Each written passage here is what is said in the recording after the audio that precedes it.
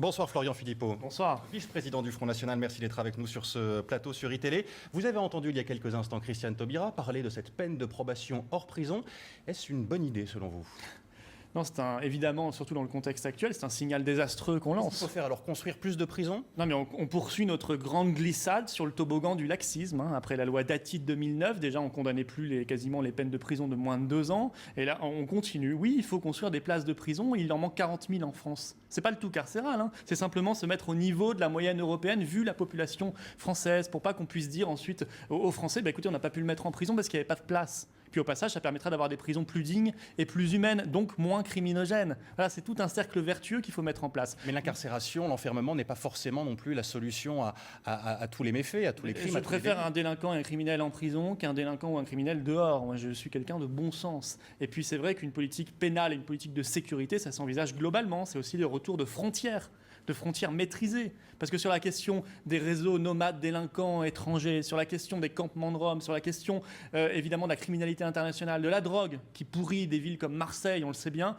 eh bien on ne peut rien faire si on n'a pas la maîtrise de nos frontières, si on ne dissout pas ensemble l'espace Schengen par exemple. Ça c'est la vraie question dont ni l'UMP ni le Parti Socialiste ne parlent jamais parce que ça remettrait en cause leur dogme absolu, celui de la libre circulation des personnes comme des marchandises et des finances et des capitaux d'ailleurs, et c'est le dogme de l'Union européenne. Et pour en revenir à cette peine de probation, qui est donc une alternative à la prison, pour vous, c'est clairement une erreur ?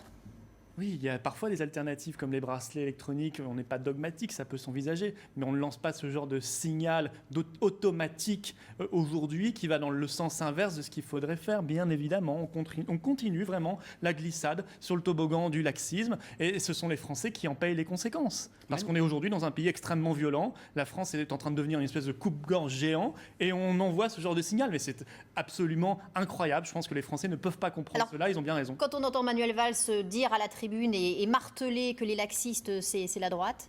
Oui, mais il a raison aussi. Oui, bien sûr. Bien sûr, Nicolas Sarkozy comme lui, ils s'imitent tous les deux. D'ailleurs, maintenant c'est Valls qui imite Sarkozy, s'agitait déjà beaucoup. Et effectivement, supprimer 12 500 postes de policiers et de gendarmes à l'époque, mais nous le disions déjà à l'époque, on est cohérents, nous. Effectivement, il y a un laxisme de droite comme il y a un laxisme de gauche. Le but, c'est d'en sortir. Mais je l'ai dit, c'est par un retour de frontières et c'est par un changement de mentalité. On passe du laxisme à la politique de rétablissement de l'ordre républicain sur chaque mètre carré du territoire national. Vous soulignez, Florian Philippot, les suppressions de postes dans la police, dans la gendarmerie. Comment faire pour embaucher de nouveaux policiers, de nouveaux gendarmes, alors qu'il n'y a plus d'argent dans les caisses de l'État aujourd'hui ? Ah oui, il n'y a plus d'argent quand on le veut bien.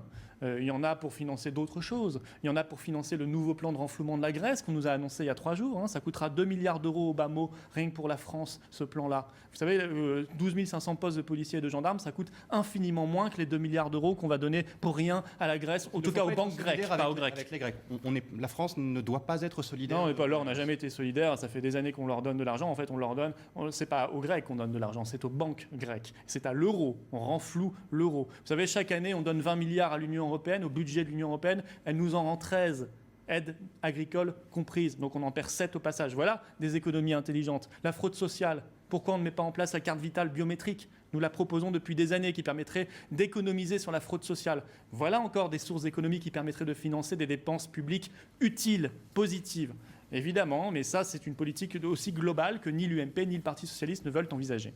Merci beaucoup Florian Philippot, vice-président du Front National. Merci d'avoir été notre invité ce soir sur iTélé.